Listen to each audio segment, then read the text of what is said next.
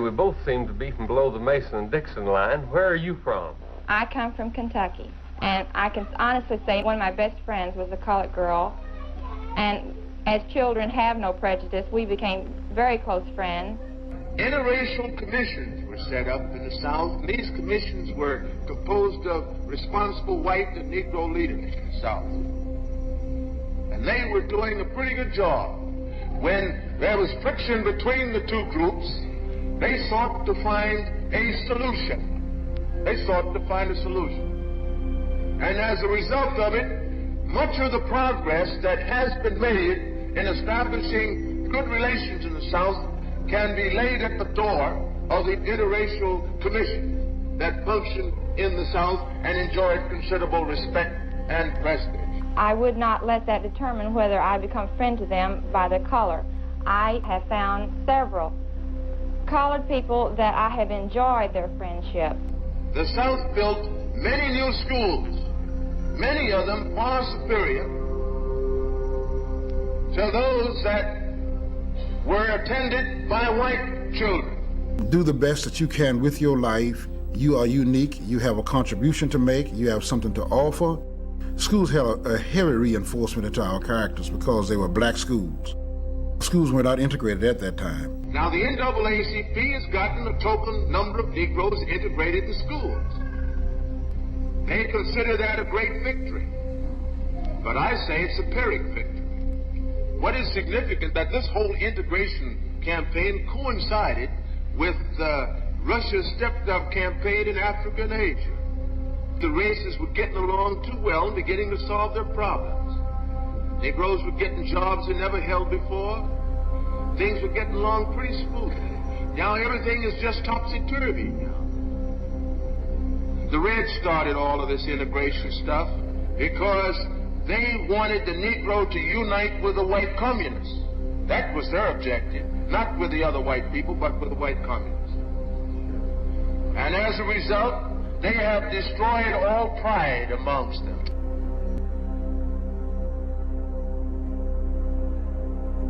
I've always asked, has integration helped to harm the black community? Knocked the black folks' brains out. Black folk had up 100 times more before social integration hit. We were looking for this social integration. You know why? Because we had our own businesses there.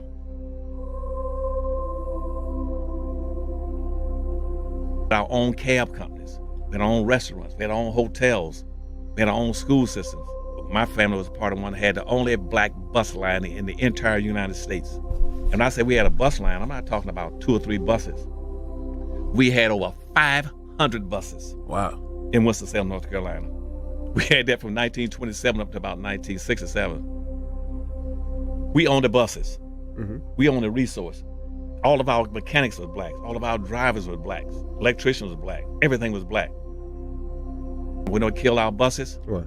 Social integration. When all of a sudden, you all start talking about Rosa Parks and Martin Luther King going down to Alabama, want to integrate the bus lines.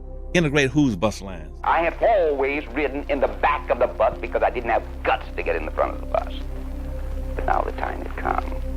I was riding in the front of the bus. Blacks in Winston-Salem says, we want to ride on fronts of white buses. So we said, we don't have any white buses. They said, well, we'll get some so we can ride on the front of them.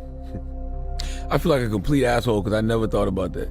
Like that whole time they did the boycott, they should have been trying to establish their own bus company as opposed to wanting to ride. I never thought about that. Y'all boycotted for a year just to want to ride on the front? See, you're a smart man. I never thought about that. They don't want any more Negro business, and that Negro business which exists, they say that should be integrated. They do not want to build anything, and they have nothing to offer to any other group. But they want to force themselves everywhere, and as a result, they create friction. Our new generation was no longer willing to go slow as our parents were. We turned our backs on legalism. It was too slow. We preferred to use with new energy the classic tools of more active riding and sitting in for freedom, for first-class citizenship. We made sure our voice was heard. Dr. J.H. Jackson has warned constantly that communists are directing the revolutionary activities of the radical black power element in America. He says he represents the Negro. He does not represent anybody but himself. He is looking for security. That's what our elders are looking for. But we do not want security. Many of the students work with Dr. Martin Luther King's Southern Christian Leadership Conference. We have utterly pushed aside the old stagnated adult Negro leadership in the South, and we have organized ourselves into student groups, into student protest, nonviolent protest groups, and we have seen real change in the South within the past year and a half. It was sort of something that you were caught up in a storm. You know, you walked out one day and the wind was blowing and the rain was coming down and everybody around you was talking about the movement. And whether you wanted to or not, you had to pay attention to it, and I did. I didn't understand a lot of the whole economic issues, and there was a lot of naivete in it, but it was also a wonderful dream. Integration was never an issue for me or for many others, but it was the issue that I think separated me from the civil rights movement. What a lot of people fail to understand about Jim Crow is that what Jim Crow was state-mandated segregation. In other words, the state trying to play a role in determining where blacks can go and where whites can go. I think that forced racial segregation is criminal and unconstitutional, and I think forced racial integration is criminal and unconstitutional. I think either one of them is cruel. Many people, both black and white, understood, just as Governor Maddox did, that it is not only volatile, but actually unconstitutional for the government to force segregation, and by the same token, for the government to force integration. Any effort to force integration upon whites is actually hypocritical. If a white man puts his arm around me voluntarily, that's brotherhood. But if you hold a gun on him and make him embrace me and pretend to be friendly or brotherly toward me, then that's not brotherhood, that's hypocrisy. And what America is trying to do is pass laws to force whites to pretend that they want Negroes into their schools or in their places of employment.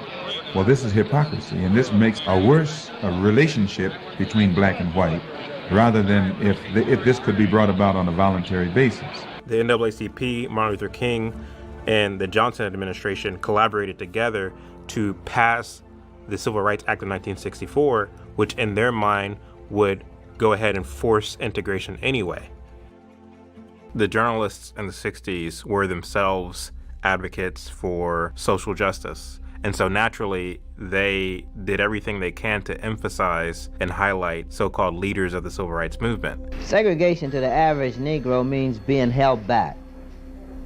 He's looking for progress. He wants to move forward in the American mainstream. Segregation holds him back. What they didn't tell you is that there was a vast disconnect between the NAACP and ordinary working class black men on the question of integration. Up to this present time, it hasn't affected me at all. As far as my work and my social activities, up until this present time, I can say it hasn't affected me. These are strong-willed, proud men who didn't see their dignity tied up in what white people thought about them or whether or not white people accepted them. King was able to do what Saul Alinsky later writes about in his book Rules for Radicals, where he says the revolutionary organizer must create disenchantment and discontent. King was obviously able to do that rhetorically with his To America speech, where he painted this picture of black America, which was completely different than the actual lived experiences that most black people had at the time. There are literally two Americas. The American Negro walk the streets daily in search for jobs that do not exist. And they find themselves perishing on a lonely island of poverty in the midst of a vast ocean of material prosperity. This new depiction, in a sense, subjected black people to what white people were willing to do for them, how white people were willing to vote, what the government was willing to do. In the eyes of the larger society, it made black people look desperate. It made people feel that black people's dignity really is tied up in what white people do. This all played a part in emotionalizing people to join the ranks of the civil rights movement. Some of the liberals and the communists And all of that ilk, along with NAACP leaders, have been demanding more and more federal power. They want to take away all power from the states. And when this sort of thing happens, then we're on the road to dictatorship. And once you have given the federal government that power, it can be used against you. Depends upon who seizes control of the federal government. I might say, Bill, this is my chief worry, that we have put so much power in the office of the presidency that someday the wrong man could come along. I'm beginning a new effort to fix as much of our immigration system as I can on my own, without Congress. And I wouldn't be so concerned about whether he could use these powers to perpetuate himself in office, but how he would use these powers to destroy people that disagreed with him. If you have a problem figuring out whether you're for me or Trump, and you ain't black. To pile up voters where voters don't usually pile up. Senator Bernie Sanders said he supported voting rights for felons in prison, including the worst of the worst. I think Johnson is fully aware of the powers that he has, and he certainly has used them and will use them. We should be constantly encouraging the Congress to go slow, take it easy, study, research. We should be investing private funds of foundations, which are being wasted, in my opinion, too much on things that are not strictly American.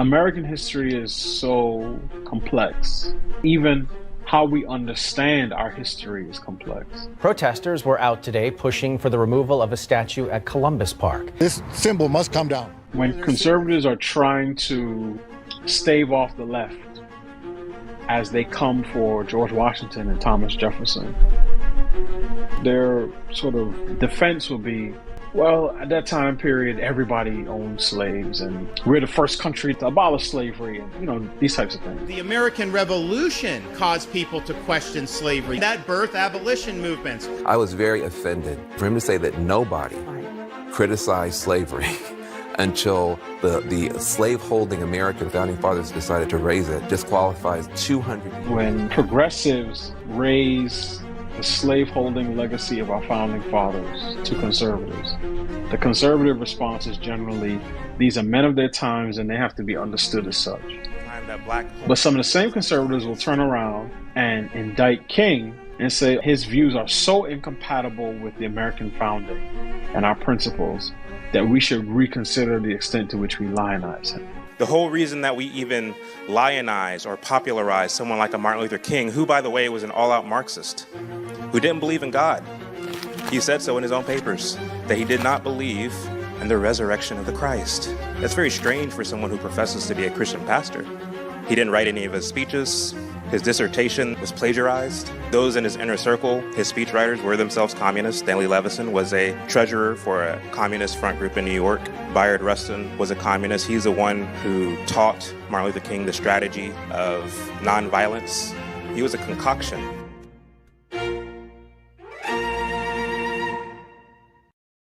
To me, it's logically inconsistent to say that the slave master should be given due deference and have his positions analyzed with a sense of nuance.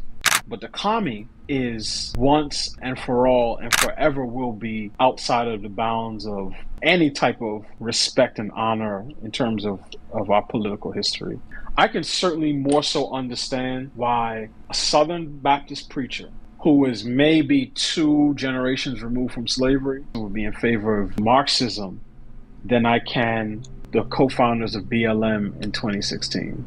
I'm not saying I agree with King's economic philosophy, but I understand why he would have it. Well, touche. But the reality is that Martin Luther King and the Civil Rights Movement served in America as a kind of Marxist Trojan horse. From the outside, it appeared to be moderate and pro-American. This is a gift. We should take it to the temple of Poseidon. And it's for this reason that America accepted it. But when you look at the results that followed, which were intentional, an expanded government, various socialist policies, a heightened welfare state, the facts reveal that this wasn't ignorance, but malice. They quite literally wanted to Sovietize America. In a 1965 interview, Bettina Aptheker said that the American political landscape is the perfect one for communism because Americans believe that they live in a democracy. Communist philosophy or socialism easily and has to adapt to the country in which it's taking place. In this country, there will never be socialism unless the overwhelming majority of the American people passionately want it, and want it so badly that they're going to go out and get it. It's one of the things that gets me so excited when I start thinking about the possibilities of socialism in this country. The civil rights movement has already begun to develop a certain program. It is revolutionary, and it is also, I think, much more democratic. So you can democratize social issues, and you can, in a sense, pull out the heartstrings of America. They will then let their guard down, and they will democratize socialism into reality. And so I don't see Martin Luther King fighting against that. I see Martin Luther King as a participant in that, which is a subversive thing. It seems to me that the civil rights movement must now begin to organize for the guaranteed annual income, begin to organize. The question arises, well, what other options did he have? Well, for me, I think one of the reasons why there's such a mental block for people is because we've all went to the same schools. We all graduated from the same schools. We all read the same textbooks. You know, we all understand how MLK was this good moral leader who came to, in a sense, deconstruct the way things were. And there was no one else. No one else knew how to do it. But Martin Luther King, here's a guy who got it. And he was a Christian pastor, and he was all these things. Much of what we have learned about him turned out to be either false or inaccurate or, you know, a myth or what have you. Dr. J.H. Jackson, head of the largest Negro church organization in America, the National Baptist Convention USA, with nearly 7 million members, has warned constantly that communists are directing the revolutionary activities of the radical black power. There were other people like Joseph H. Jackson who believed in the fundamental Christian gospel, not the social gospel, not liberation theology, the fundamental Christian gospel, the inerrancy of the scriptures, the resurrection of Christ. Like, he believed in those things fundamentally. What is your feelings toward the new black theology? Those of us who are Christians, we don't believe that you can have a theory of God based on color. I don't believe. When you look at his engagement in civil rights, it wasn't this same brand of civil rights that MLK was pushing, in that we vest certain unconstitutional powers in the federal government, which widens that power and, in a sense, usurps our rights as Americans. Because, you know, to Bob Woodson's point, we shouldn't have given the federal government the right to force businesses to integrate. Rather, we should have merely taken away the state's right to segregate. Integration was never our goal. We never saw integration as a solution to the problems. We were seeking desegregation. And I think confusion on that point has continued to erode the collective self-confidence of the black community today. So integration was never an issue for me or for many others, but it was the issue that I think separated me from the civil rights movement. Both the problem and MLK's solution are unconstitutional, says Bob Woodson, says Barry Goldwater, and many others, even Malcolm X, ironically. Any effort to force integration upon whites is actually hypocritical. There's a form of hypocrisy involved. If a white man puts his arm around me voluntarily, that's brotherhood. But if you hold a gun on him and make him embrace me and pretend to be friendly or brotherly toward me, then that's not brotherhood, that's hypocrisy. When I look at someone like a Joseph H. Jackson, he argued that to the extent that the white man doesn't give you a job, it's incumbent upon you to build your own businesses and to hire your brother and your sister and your neighbor, that you aren't begging someone else for a job. And so he didn't only talk about this, but he exemplified this. There were a bunch of sharecroppers in the South who were getting cheated by farmers. Jackson was the president of the National Baptist Convention. The convention bought 400 acres of farmland in the South, and they allowed these black sharecroppers to work the land for free.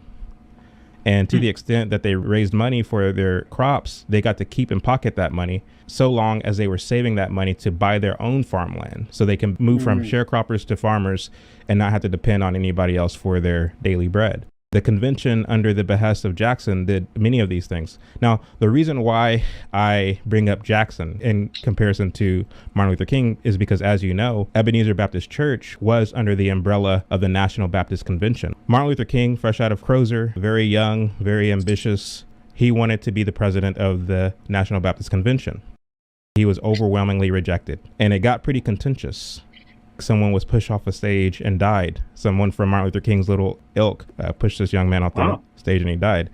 So it got pretty contentious, and they ended up kicking Martin Luther King and his friends out of the National Baptist Convention. This was before his face was plastered on Time magazine and all the rest of it. So what they decided to do at the suggestion of Stanley Levison was start a new Baptist convention, which would rival the National Baptist Convention. So they started the Progressive National Baptist Convention.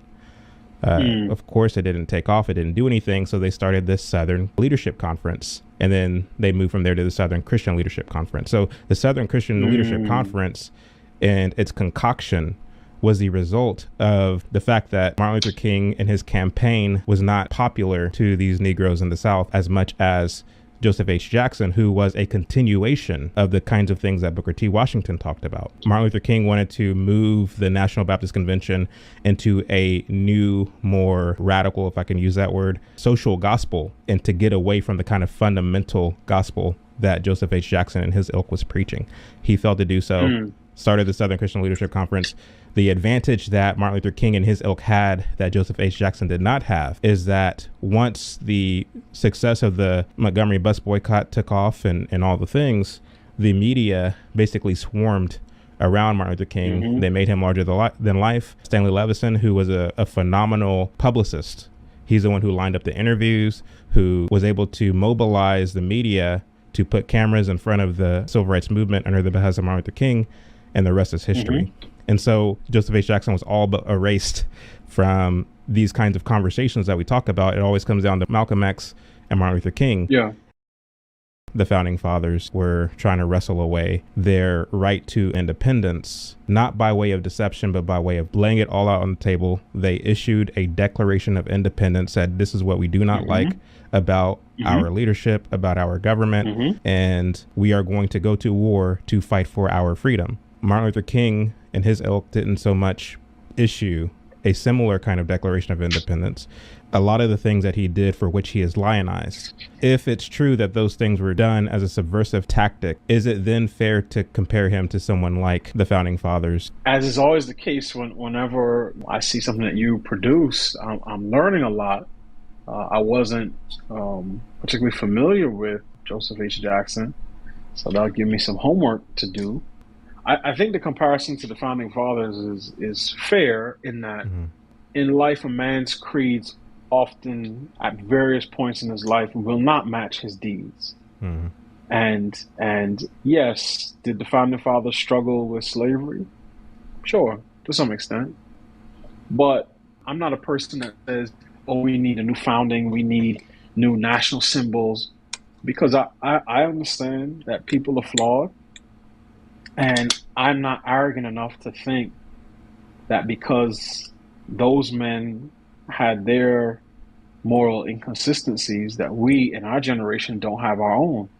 I do not agree with lionizing or deifying any person, but I think we should deal with everyone's legacy openly, honestly, and consistently.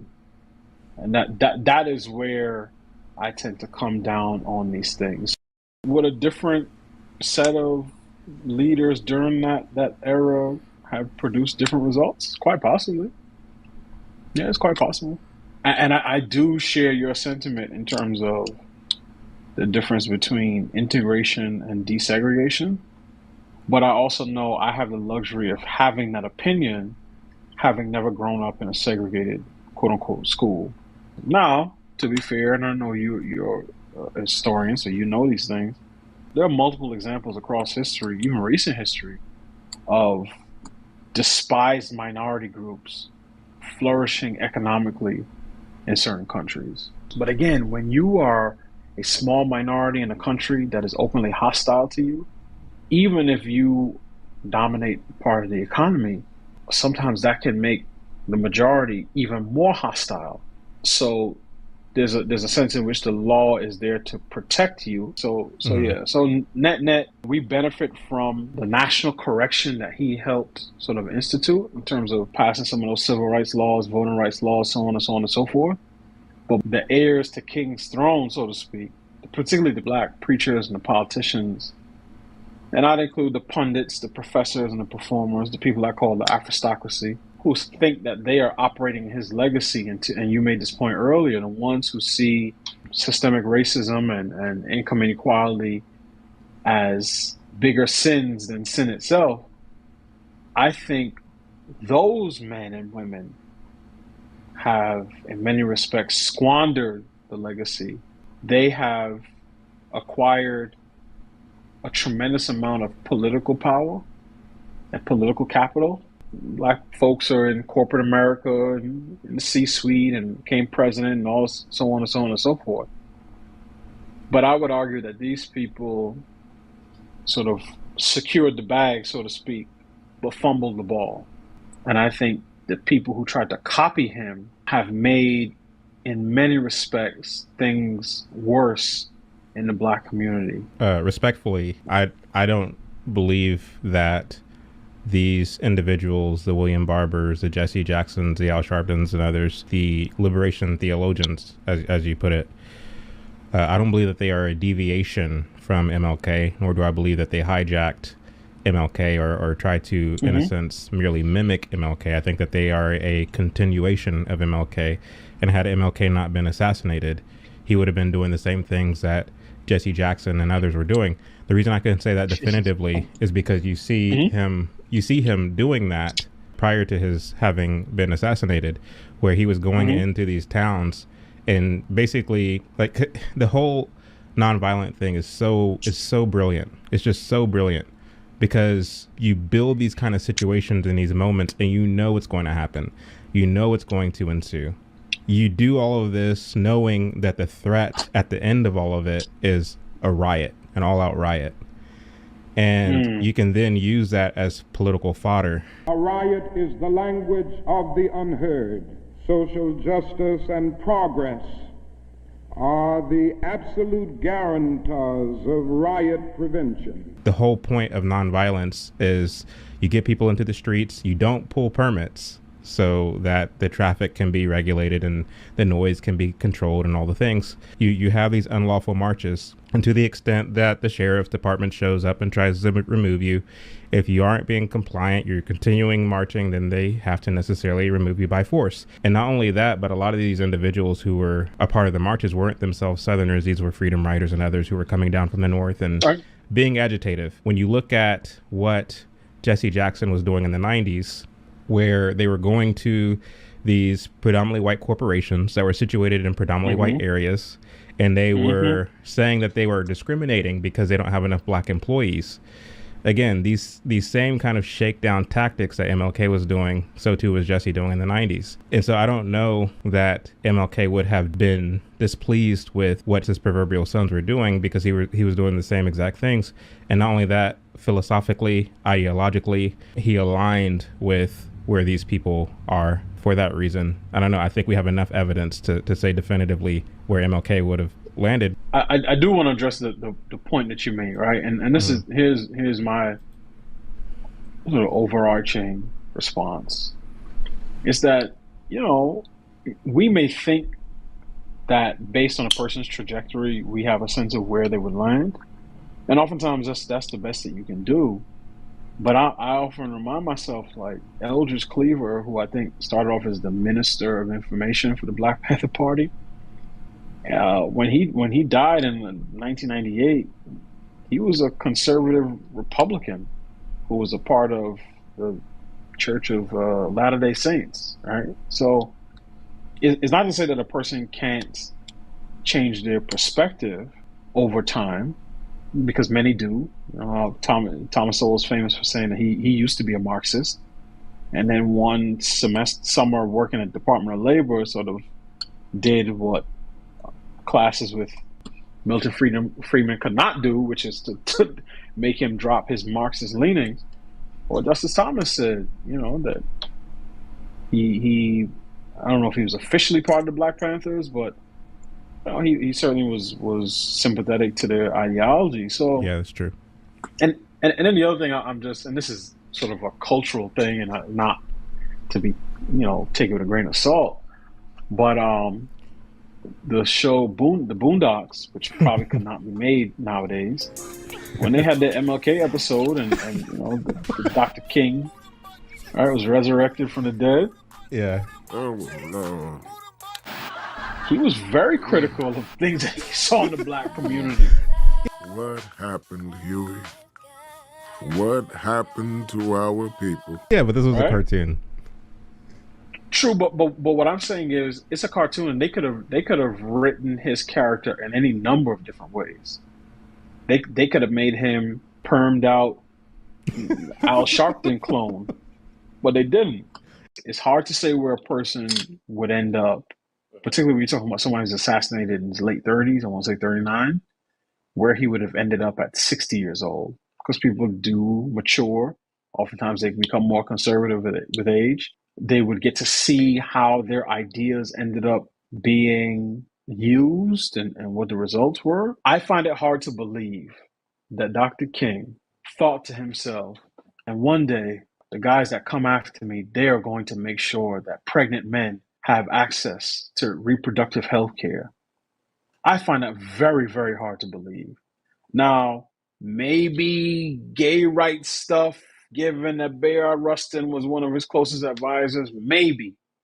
But even that, at that time, would have been something along the lines of gay men mimicking the sort of bourgeoisie, suburban values, being able to get a job at NBC and buy a house with their partner, roommate, that type of thing, and pass on property. That I highly doubt, even in Bayard Rustin's wildest dreams, that he was thinking, look, the first black president is going to be in office when gay marriage is made legal in the United States.